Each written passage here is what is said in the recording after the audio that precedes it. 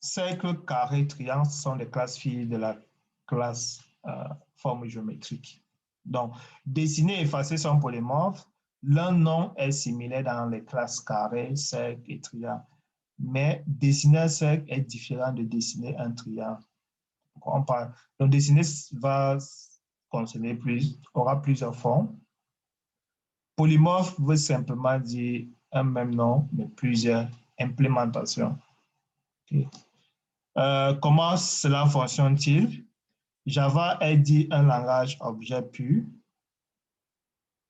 car le mécanisme de recherche de la méthode à lancer est automatique et systématique sans que le programmeur ait à le préciser. Ça veut dire quoi? Ça veut dire que lorsque vous appelez une méthode, en faisant par exemple carré, point dessiné, ce qui va se passer, c'est que il va rechercher dans la classe actuelle pour savoir si la classe actuelle fournit une implémentation de la méthode dessinée. S'il ne trouve pas le code dans la classe en cours, il va rechercher dans la classe mère et il va remonter l'arborescence jusqu'à ce qu'il trouve l'implémentation dans l'une des classes mères. S'il ne trouve pas l'implémentation, c'est à ce moment qu'il lève une erreur pour dire la méthode n'existe pas. Ouais. Donc, la recherche de l'implémentation est automatique. Okay. On remonte l'arborescence pour retrouver son implémentation. Parce que nous avons dit, quand vous avez plusieurs arborescences, la classe fille va hériter des attributs et des méthodes écrits dans ces classes mères. Donc, du coup, si j'appelle une méthode dans ma classe fille, c'est possible que cette méthode ait été écrite dans la classe mère ou bien dans une des classes mères de la classe mère de la classe mère. Donc, Java va faire en quelque sorte une recherche en montant l'arborescence pour retrouver l'implémentation de la méthode. S'il ne retrouve pas l'implémentation, c'est à ce moment qu'il lève une erreur. Donc, voilà. Si une telle méthode n'est pas trouvée, une exception est levée. C'est après avoir recherché ici, ouais, si une telle méthode n'est pas trouvée, une exception est levée. Donc, connaissant alors l'objet, l'interpréteur cherche si dans la classe de cet objet, cette méthode existe. Si c'est le cas, cette méthode est lancée et le processus est terminé. Si ce n'est pas le cas, l'interpréteur refait cette recherche-là dans la classe de base et le processus est relancé sur cette classe de base-là. Ouais. Donc, on va rechercher jusqu'à trouver une telle méthode. En conclusion, il est fondamental de voir que pour utiliser le polymorphisme, il faut toutes les conditions suivantes. Donc, si vous voulez utiliser le polymorphisme, vous devez avoir une structure d'héritage. S'il n'y a pas d'héritage, on ne parle pas de polymorphisme. Donc, un polymorphisme intervient dans le cadre de l'héritage. Nous sommes toujours ensemble? Oui, monsieur, nous sommes ensemble. Oui, monsieur. OK. Donc, le polymorphisme intervient dans le cadre de l'héritage. Il faut avoir une structure d'héritage pour parler de polymorphisme. Donc, polymorphisme veut dire une méthode avec plusieurs formes d'implémentation. Okay? Plusieurs formes. Plusieurs morphismes, formes. Donc, dans un polymorphisme, il faut avoir l'héritage. Il faut utiliser à l'aide de références d'objets de la classe. C'est-à-dire que quand vous voulez instancier un objet, il faut utiliser l'objet de base. Lorsque nous avons voulu créer un employé, on a dit employé E est égal à new manager. Donc, la classe de base employé est utilisée comme étant la référence de l'objet. Okay. Donc, il faut dire employé E est égal à new manager et non manager est égal à new employé. Non, vous devez utiliser la classe de base comme étant la référence. La référence, c'est la classe qui se trouve à gauche. Okay. Donc, il faut dire employé est égal à new manager. Donc, ici, la référence doit être la classe de base. Donc, vous devez utiliser la classe de base comme étant la référence d'objet, comme étant la référence. Vous ne devez pas changer l'ordre. Donc, on commence par la classe de base suivie de la classe fille. Donc, le polymorphisme est possible lorsque vous utilisez la classe mère comme étant votre référence d'objet.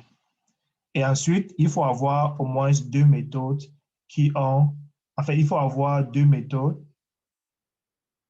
qui ont la même signature dans les classes. Okay? Une sera dans la classe mère et puis l'autre sera dans la classe fille. En d'autres termes, il faut avoir au moins une méthode qui est redéfinie. Et la méthode est redéfinie lorsqu'elle a d'abord été définie dans la classe mère et ensuite la classe fille spécialise cette méthode-là. Donc, je dois avoir une structure d'héritage. Je dois utiliser la classe de base comme étant une référence de l'objet. Et ensuite, je dois avoir la redéfinition des méthodes. Lorsque toutes ces conditions sont réunies, alors vous serez en train d'utiliser du polymorphisme. Okay.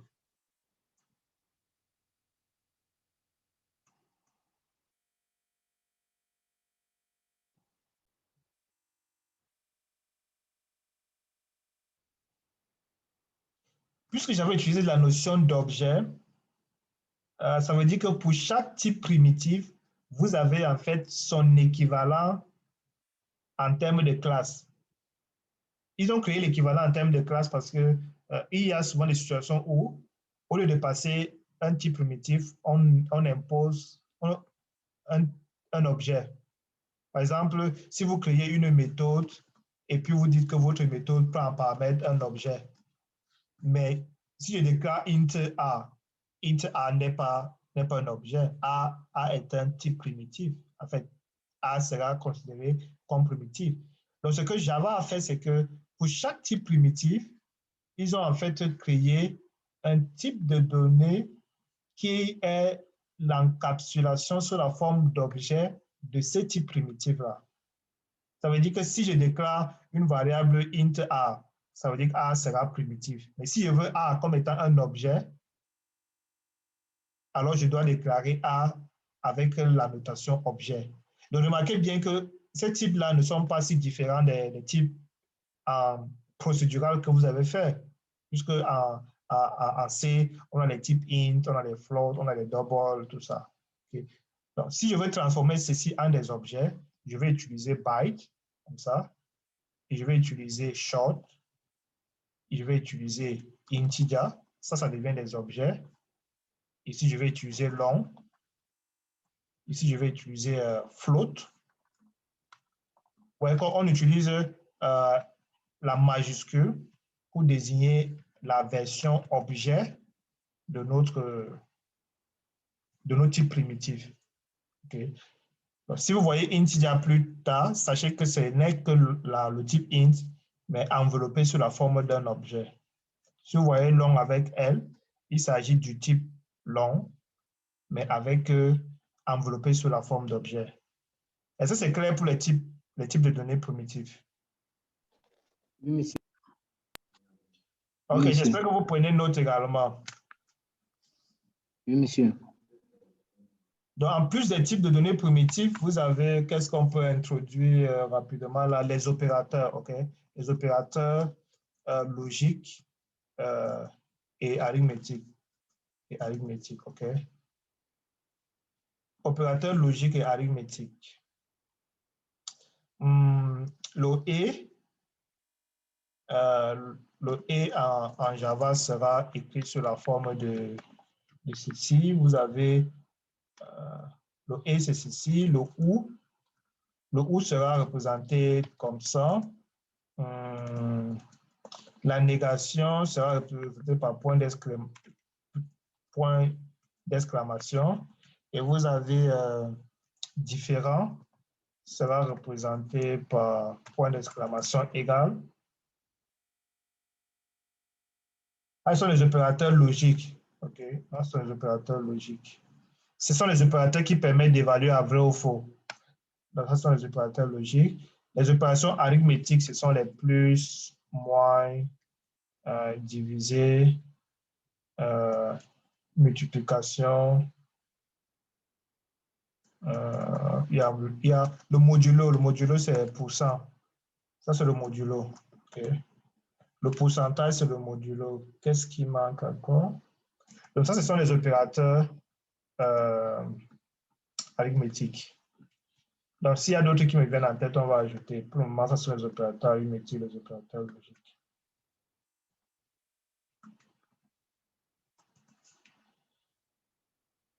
Y a-t-il un autre opérateur? Monsieur, Oui. Monsieur, il y a aussi les divisions entières et les divisions entières.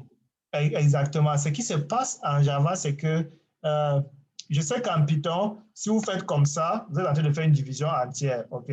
Division entière en Python, c'est 2 slash, tandis que les divisions décimales, c'est un seul slash.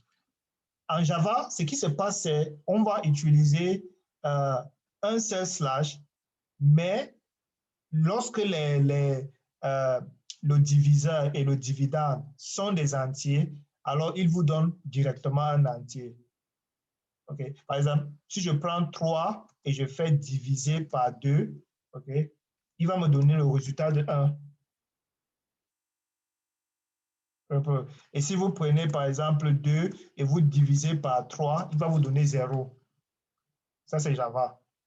Parce que vous avez utilisé 3 comme un entier, vous avez utilisé 2 comme un entier, et la division d'un entier par un autre entier, il vous donne la valeur entière.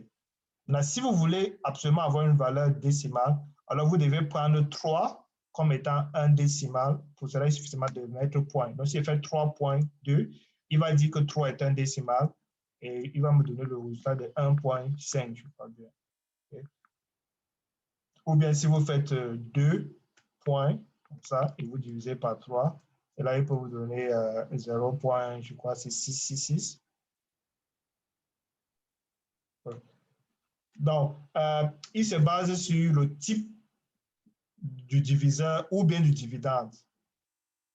En mettant point, je suis en train de dire que 3 doit être converti en décimal. Mais vous pouvez également utiliser, par exemple, vous pouvez dire float et vous dites 3 et puis diviser par 2. Il va convertir 3 en float et ensuite diviser la valeur de 3 là par 2. C'est clair? Oui, monsieur. Donc, ça, ce sont les opérateurs arithmétiques et logiques.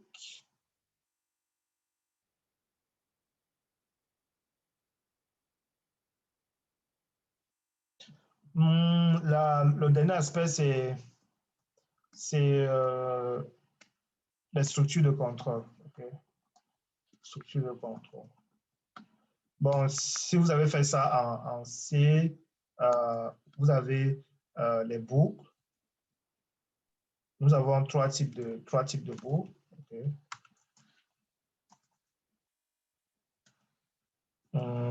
Boucle pour. En Java, ça va être for i allant de 1, par exemple, i inférieur à 10. Okay? Donc, ici, on va mettre borne inférieure.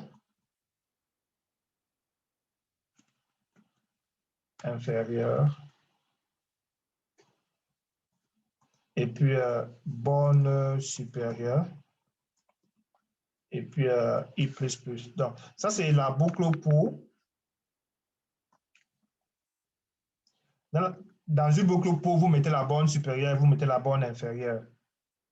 La boucle tant que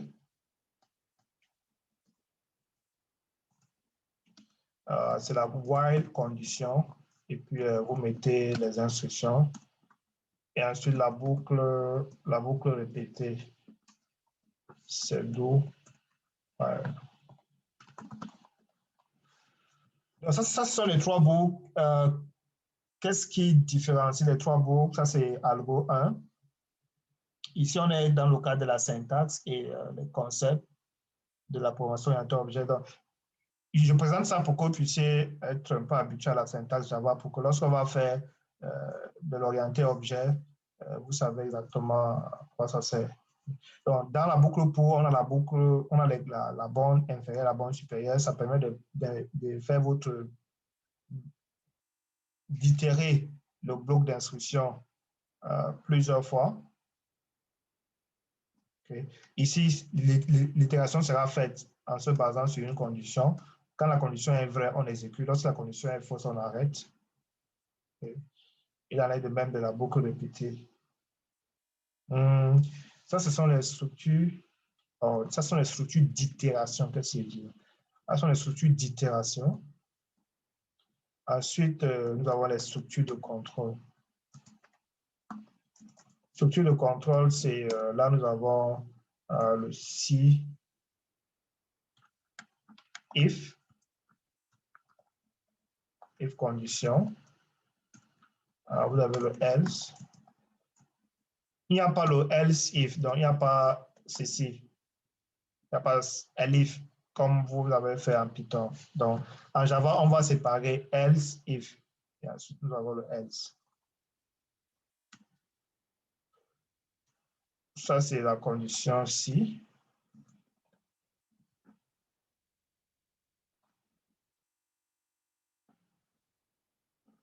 Et ensuite, vous avez condition switch. Vous allez utiliser le switch lorsque vous avez plusieurs if. OK?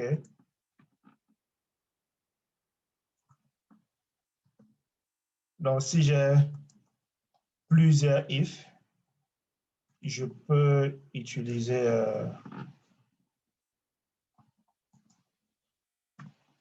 un switch.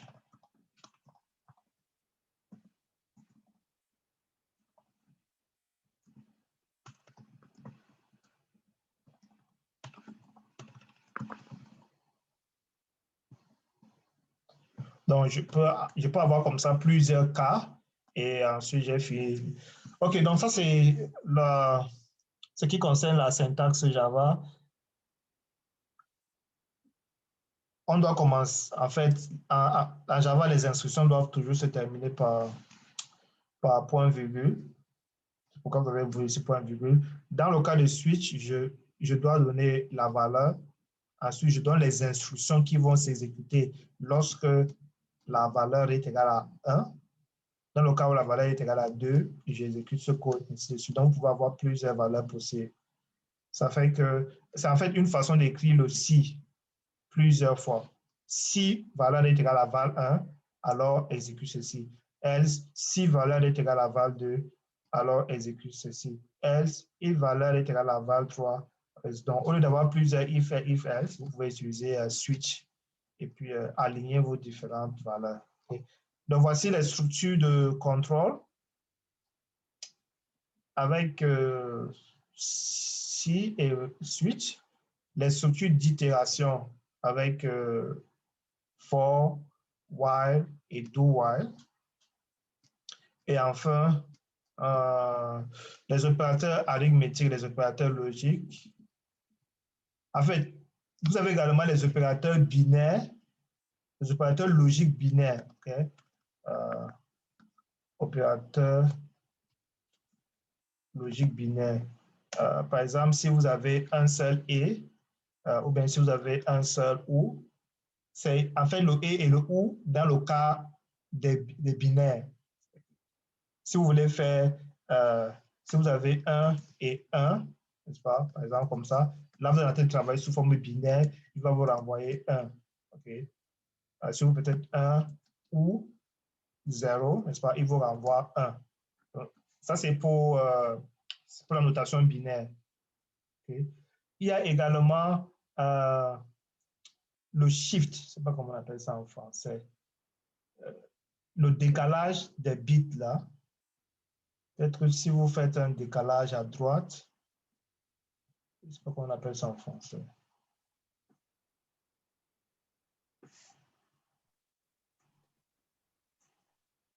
En anglais, en fait, c'est binary shift, c'est-à-dire que vous pouvez faire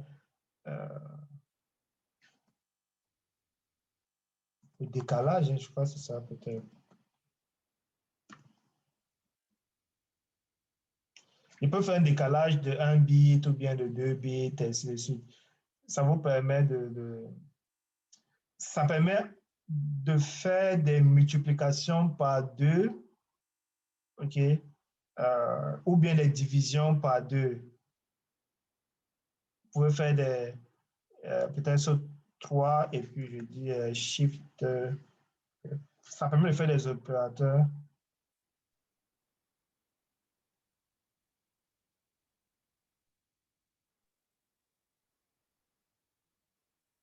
Ça veut dire que si je prends 3 et puis sous forme binaire, je le shift à droite de 1 bit, ben, c'est comme si vous êtes en train de faire une multiplication par 2. Directement, vous vous retrouvez avec 6. Et puis, si vous faites shift à gauche. Donc, c'est peut dans le cours d'architecture, quand vous présente ces décalages-là. Okay. Donc, vous pouvez utiliser shift à gauche ou bien à droite.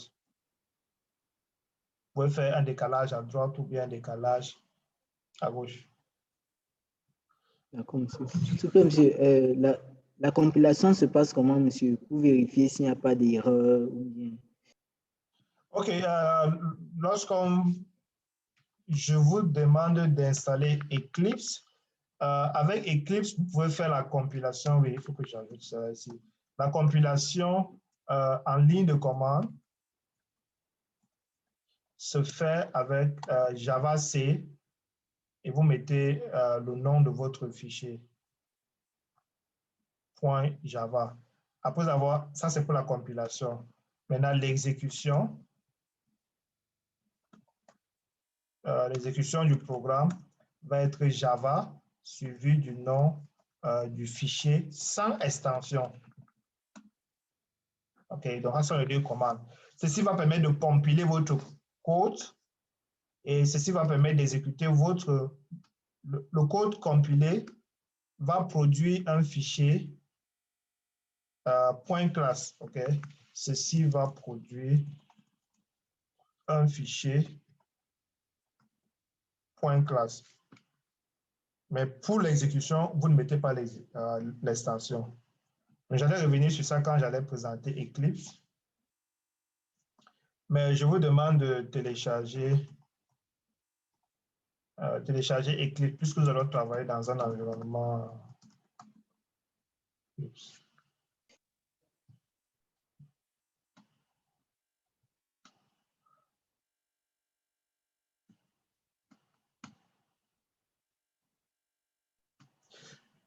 Y a-t-il des questions? Non, monsieur, c'est bon, monsieur.